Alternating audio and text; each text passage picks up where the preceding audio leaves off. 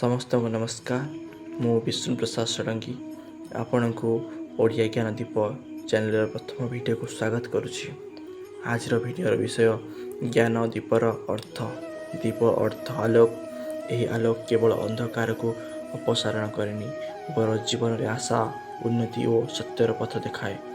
यही दीप जदि ज्ञानर अग्नि प्रज्वलित हुए तेरे से अंधकार को हटाई आमको ज्योति प्रदान करिथाए। यही ज्ञान दीप संस्कृतिर शिक्षार और आत्मविश्वास प्रतीक अटल रूपे अटल रही। जोपरी दीप शांत भाव जली थाए सेहीपरि ज्ञान भी शांत और अनुप्रेरणादायक भाव आमको आगक नहीं जाए।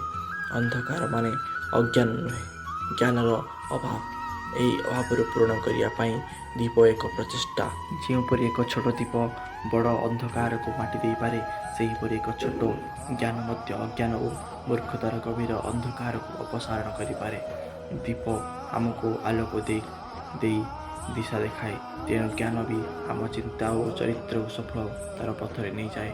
यही दीप माने आमको प्रभुत मन, गुरुजन और महापुरुषों ज्ञान रूपी बाणी जो माने निज जीवन दान करी अन्य माने आलोक तैयारी करिसंती।